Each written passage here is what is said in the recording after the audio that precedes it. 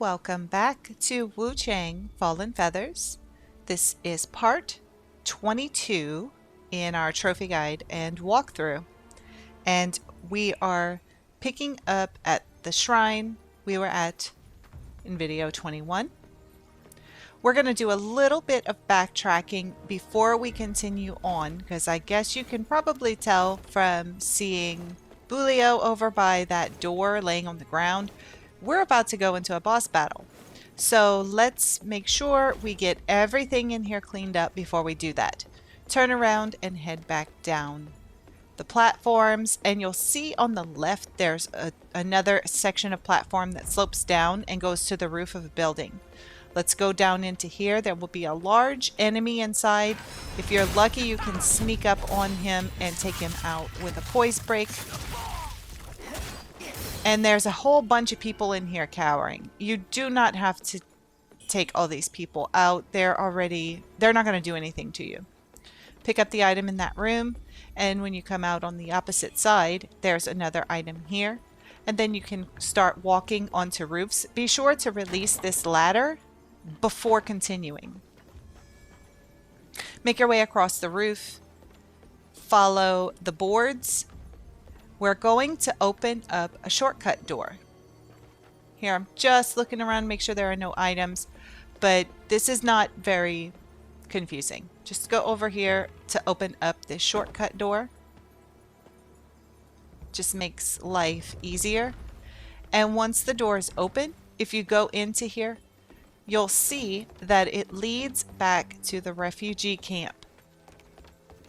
So if you would exit the cave to the left, you would run into Tao King and be headed toward that shrine.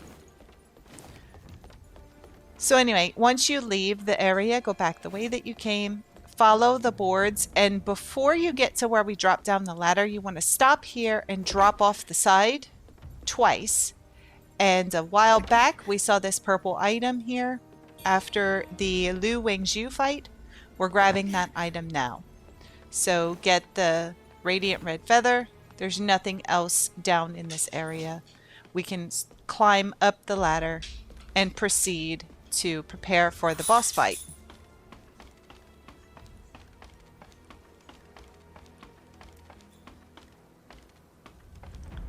And once you get to the top, you'll turn around, cross over the bridge, back through this little house and up the stairs.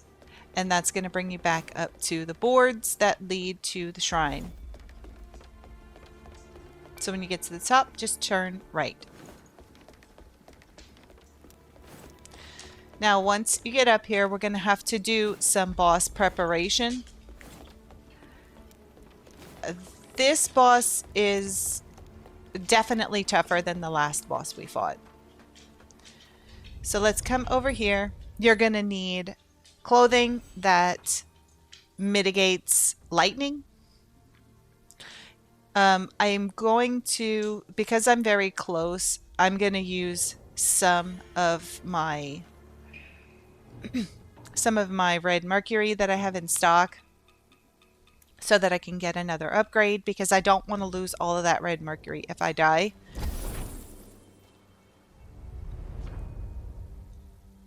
I suggest you do the same thing. You're going to want to have quite a bit in your spells and in your weapon strength. And also like the little arm muscle, you want strength. Agility helps also. It really does. So I'm going through here and just kind of checking everything and making a few changes. You can do whatever you think is best. I've seen that some people like to use a particular axe in this fight, because if you're far away and you have Skyborn Might, you can pull yourself closer to it. I did try that. I did not like it. It takes too long to swing the axe, and you move much slower when you hold the axe. So I'm not going to use that. I am sticking with the Longsword, and I'm going to put on clothing that mitigates lightning damage, because this is a lightning boss. Just go through. I did speed this up some for you, but go through, see what does the best against lightning, and put those clothes on, and it doesn't matter if it looks ridiculous. Just do it. Also, I am going to be using another pendant. The lifesteal isn't going to really help you here because it's a boss. So pick something else. I think I'm going to use the one that helps with your magic. And I'm going to use the fire spell. The one that I typically use throughout the game. Of course, you want to make sure that you have a quick slot for your tempering. And you want to quick slot your whistle. You can call for help, and if you did everything I did, 2 different NPCs will come and help you in this fight. So, also this boss has 2 parts, so I'm going to save my whistle for the second half of the fight. I'm also entering the dream to make sure that I have full mana vases and full temperings before we jump in. Once you are prepped and ready, you can go up to the door and open it to trigger the boss fight. It's going to start out with a cutscene, which I am going to skip for you. And the first move that this fierce tiger is going to make, don't temper your weapon right away. Wait for him to make that first move and then temper your weapon, because he almost always does the same move. What you're going to want to do is learn the move set and try to gather Skyborn Might by dodging. You can see there I kind of messed up. I didn't get the dodge in time, but at least I didn't get stuck in his lightning circle, because that circle will cause you to be stunned. I'll have an example in a little bit. Gathering up Skyborn Might is really good, because then you can throw your fire at him, and then in succession you can throw another fire at him, and you can see his banners lit up. It takes off a really big chunk of health and then continuously takes off health while the line around the banner is going down. Be careful of his moveset. I'm doing well so far with dodging. When he's jumping at you with his front claws like that, you're going to want to try and stay behind him to hit him.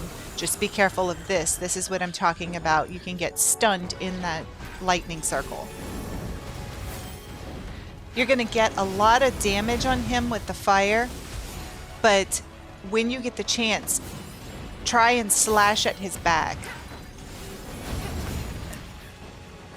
I find most of the damage I do is done with the fire spells, but that doesn't mean that you just don't use your weapon. Just try to time it well and dodge through the lightning bolts that he shoots from his tail. This part of the fight definitely takes the longest. It's going to go super fast once we get into the second phase. These are good times to heal. When he's moving side to side that way, those are good times to heal. And when he's doing all of this, you want to stay behind him as much as possible. But be careful, because no matter which way he's facing or which way you're facing, the lightning bolts from the tail are always going to go in your direction. Sometimes he'll cough up a lightning ball and throw it, and it's going to follow you around for a few seconds and then get big and cause a lightning explosion around it. Other times, from his mouth, he'll shoot a beam of lightning, and that can do really bad damage if you're caught right in it and you're close by. So there, we've taken out the first phase. I'm going to skip the cutscene for the second phase. And when this fight starts, the first thing you want to do is blow your whistle, because it's going to take a few seconds for your companions to get here and help you.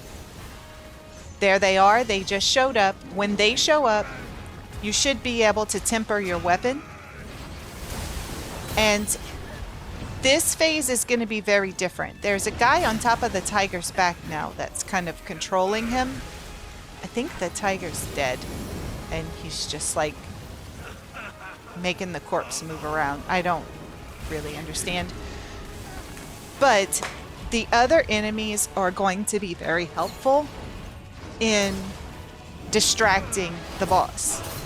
When you can, don't run after him too much, but when you can, try to get some hits in with your sword.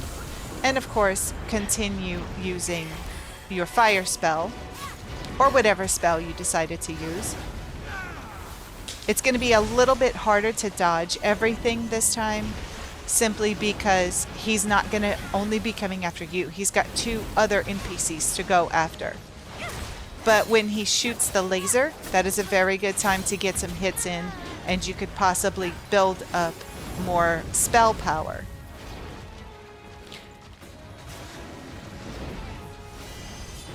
I'm tempering my weapon again, which is pretty good. He's at about half health, so I think we did pretty good with the first set of tempering. Unfortunately, I got stuck behind a wall, and I've actually died a couple of times by not staying in the middle, by chasing this guy over toward a wall, and then I get stuck there and I can't heal. You can see he moves so fast in this phase that it's a little bit harder for the spell to take hold. But here he's going to get stuck on the wall, and we're going to do major damage to him. And before you know it, we're going to be popping that trophy for Fierce Tiger Zhang. I don't know if I said that right, but I tried. Once the fight is over, you'll get another chisel and another notice about entering the dream, and you'll get a few items. Go over to where this burnt house is, because Huang is there. You'll want to go and speak to her before we continue on. Turn around and go to the center of the boss arena to find shrine number 32. Here, I am going to pick this up, but it's only one. I didn't really have anything. Go and interact with the shrine. Offer up some blood to activate it.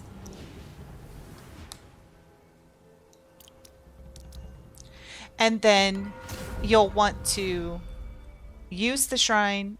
You can upgrade if you like. You should definitely have something in your impetus, because I had 0. And after defeating that boss, I was able to get a red mercury essence. I think I'm going over here and trying to go down on that last up and down row so that I can get to that tempering slot. I need to unlock that tempering slot. From here, I'm going to go into my inventory and change my clothes. I'm just going to put on the clothes that I have been wearing that mitigate despair.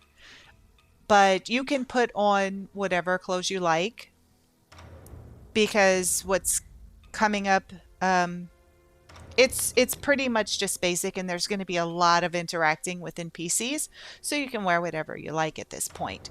I'm just going to put that back on because it's what we've been wearing.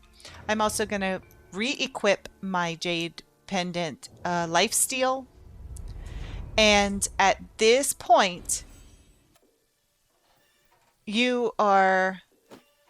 I'm doing another upgrade, but you're going to want to make a manual save. So enter the dream, and that will force a save, and then get out of the game, make a cloud save if you have PlayStation Plus, because that's going to allow you to have this point as a backup to go back and get other endings, so that you can do them all in one playthrough, and you don't have to play through the entire game again, because there are 4 different endings. This backup save is going to be very helpful in getting all of those in one playthrough. Now come over to where Huang was and pick up the gold item that's there. This is the Zhenwu Armor. And then I put my light on because where we're going is pretty dark. We're going to have to go through some caves. Make your way down the hill. And once you get closer to the bottom, you should see a campfire. At the campfire, you're going to see the storyteller up here. Do not speak to him yet. Just completely ignore him for now, because once you speak to him and make a choice, you're going to be locked out of certain areas of the game. It's going to force you to go to the next story area, and you won't be able to do everything that we're about to do. So ignore him. Go over to the fire and speak to Nian. And then there's a path just to the side of him. Take this path and it's going to lead us over to the Panda NPC. And he does the cutest thing right here. I've never seen him stretch like that before. It's so cute, the stretch and the yawn. Anyway, talk to him. He's going to have a new item for sale. And it is the Panda hood. And just because it's adorable, I'm going to buy it. I don't know if I'm ever going to use it, but I have to have it. It's just so cute. You can buy whatever you want from him. You should have plenty of bamboo shoots at this point. Then we're going to turn around and enter the cave in front of the bonfire. So in here, just follow the main path. There'll be an item just up ahead. Once you pick up this item and turn to the side, you're going to see that there are a spike floor here, and in the middle there's a square. Don't hit that square. Don't step on it because it'll start throwing spikes from side to side that don't stop. So avoid that. Further along here at the dead end, you'll see that there is an item in the corrupted water. You can grab that and then go around to the other exit. When you get up here, you'll see an item glowing. There's a bird that gives an aurum feather right next to it. And further down the way, you can see some enemies fighting each other. Ignore them for now and turn to the right. You want to come over here. And I'm going to break these jars to get this item. And unfortunately, an enemy is going to come over here and bother me. I'm going to have to take him out. You can pick up the item that's hidden behind the jars and then climb up the ladder.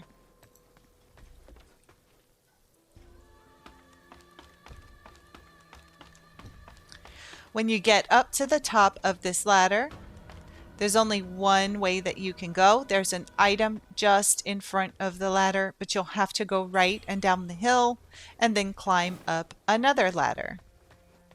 They sure like ladders in this game. I don't really get it, but you know, it's a choice. When you come up here, stick to the left because a ball is going to come rolling down the hill. And you're going to want to dodge away from all the blight that's released from the boulder hitting those jars. Then work your way up the path. There'll be an item off to the side. Again, when you get to the part that's not sloping, there's another item off to the side. And then you'll get to another flat area. And you'll see two enemies fighting each other up the next slope. We're going to quickly take these guys out while they're distracted with each other. Of course, you want to go after the big guy first. Once they're taken care of, if you turn around, I'm going to show you where this trap is. Be careful of it. Stay far to the left. Once you pass a certain point, the floor will burst up and break all that stuff. It was hiding a trap. So be careful of that. Climb up the next ladder. And once you get up to the top, you'll see that there is an item on the ground. And as you get further into this cave, you're going to hear talking. I died, so you see a cut. Normally there are two enemies fighting each other here. One of them is a red-eyed enemy, but the red-eyed enemy took out the other guy. So I'm going to use my tempering because this guy is really tough, and this is kind of an enclosed area. Now, up there where he was, that room that he was in that has the gold in it, there's a spell up there, but unfortunately, I picked up the spell when I died. So you don't get to see me pick it up, but it is there, and you don't have to pick it up. You just pass by it and you'll automatically collect it. Golly, see what I'm saying? This guy's really tough. He's really tough.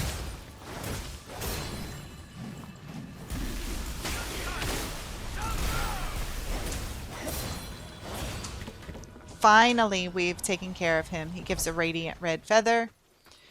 Then you can pick up the item here. And if you go up there, if for some reason you didn't do it yet, to the right where all that gold is on the ground, there is a spell on the ground. All you have to do is walk by it and you will automatically collect it.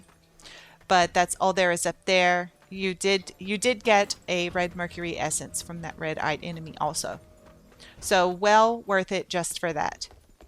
Now we're going to make our way down. There's just one more thing that we have to grab before we get back on the main story path, but it's closer to the end. So just make your way back down all these areas that we just came through. I see an item there, so I'm going to break those and then run away from them. So I can pick up this item. I didn't notice it before. I guess I was at the wrong angle.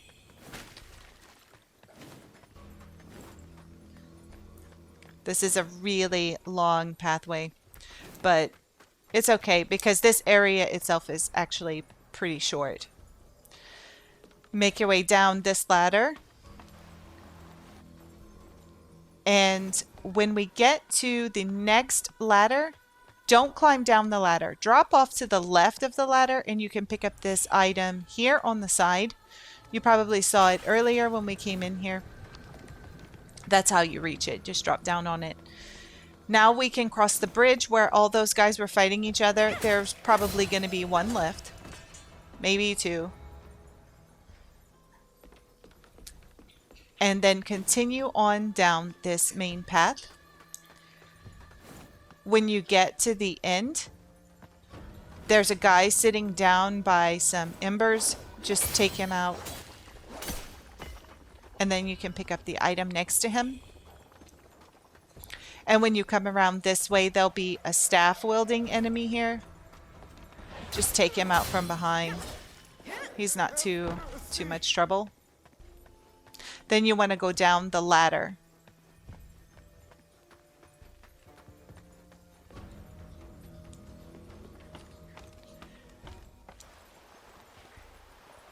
Once you get down here, turn to the left. There's an item over at this dead end. Then follow the main path. There'll be two enemies sitting around a pot of cooking food, so try to take them out quickly.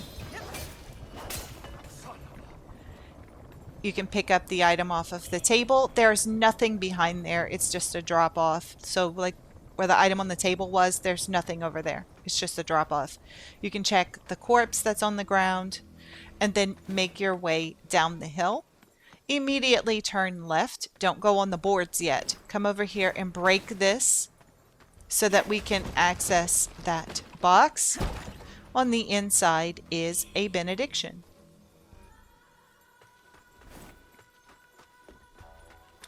Now we can go over to the boards, and directly in front of us you're going to see shrine number 33. So activate that shrine, offer up some blood,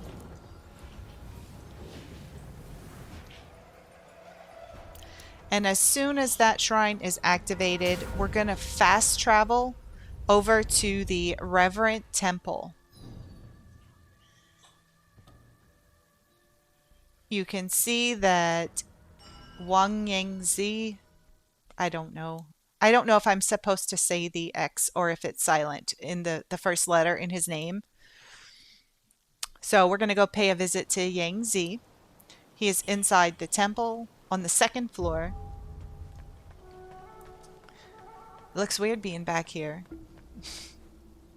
If the benediction box over there, or the benediction box, the donation box, if you left anything behind, it will be glowing, so you can go check that if it's glowing. Otherwise, just come up to the second floor over to this table here and speak to Yangzi. He's doing that thing where he won't let me skip his first line of dialogue. And he'll give you a special item. And that's all we needed. So you can head back over to the shrine. And we are going to fast travel back to the Ferry Overlook, which is the very last shrine that we found. That's number 32. Or 33. I'm sorry. 33.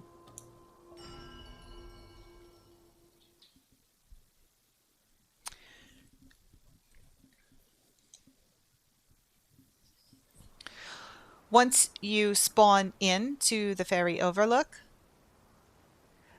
we're going to do a little bit of exploring before we talk to anyone. Make sure to turn on your lantern because it's pretty dark. It's nighttime outside now. So make your way down the path, and when you get down to the bottom, you can go straight. You'll see some NPCs over there. Let's turn to the right. We're going to go along the beach a little bit.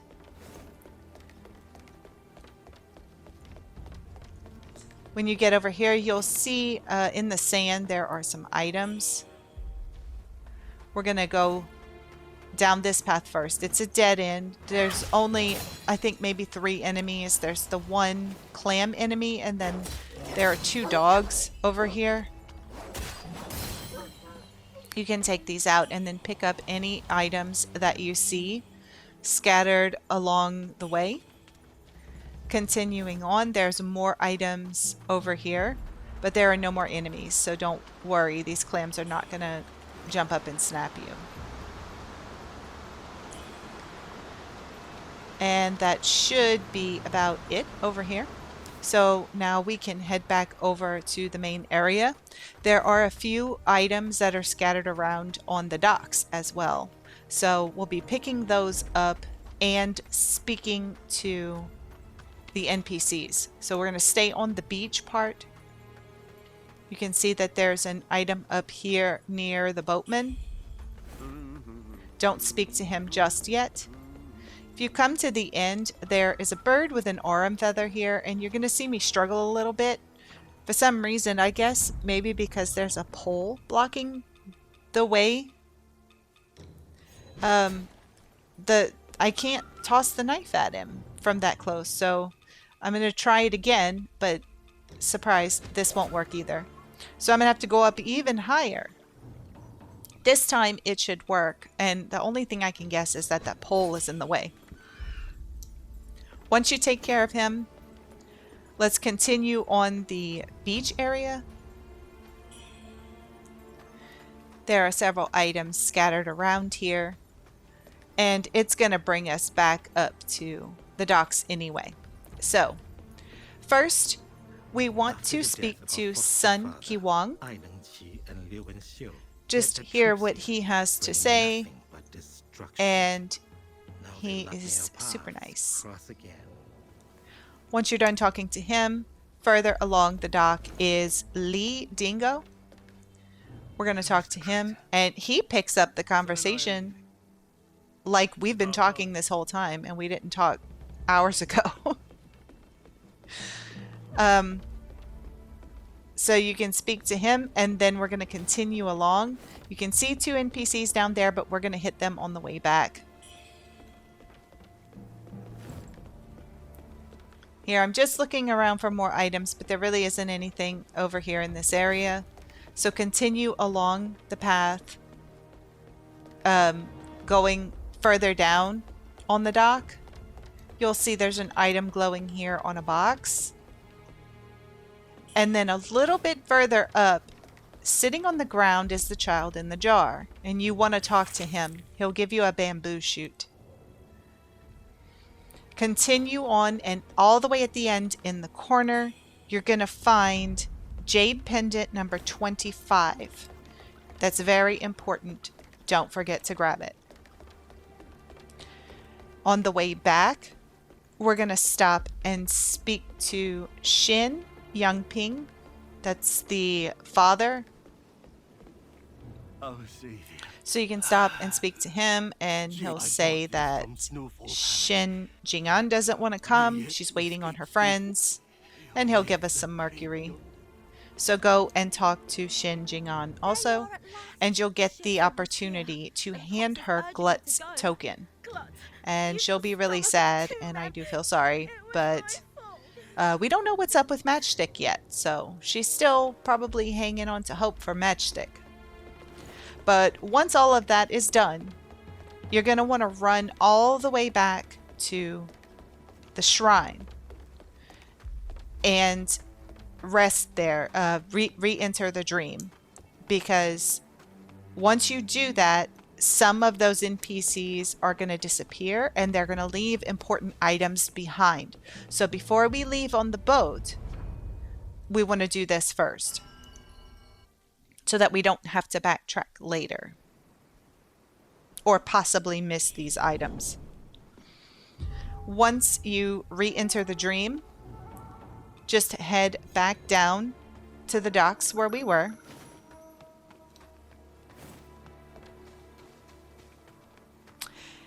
First, we want to go over to where Dingo was. So you can see Sun Kewang is gone. There's a note here that you can read as well if you're so inclined. Then over where Dingo was, you can see he left behind an item. This is the Longsword, the Serpent Fang. So we definitely need that item. The two Shens are still there, but we've already spoken to them. So let's continue on over to where the child in the jar was sitting. And he's left behind the ceramic jar head armor. I guess maybe he doesn't need to hide his face anymore since he got a boat right out of here. I don't know. Anyway, once that's finished, we can head over to the Boatman. And here I'm just looking down all of these docks to make sure that I didn't forget anything. But yeah, we're going to go over and speak to the Boatman. Well, no use trying to. He's going to tell you There's a nasty demon. that there's Tight. some connection to the monster at the Bai Mansion and Wuchang, and that you can take his boat if you want to go check it out. So go over to the boat and choose head to the mansion. You'll get a short cutscene, and then you'll spawn in right here. You can see there's pinwheels everywhere, so He Youzai must be close by. Grab the item that's just to the right on the short wall. And then on the left, you can see He Youzai is here. Let's stop and talk to him. Wuchang. And I feel bad for him because it seems like his memory is slipping quite a bit now. How did such an item He was so clear-headed when we first met him. He knew more than we did. I've tried it. He'll give you some elixir. I've never tried any of the elixirs.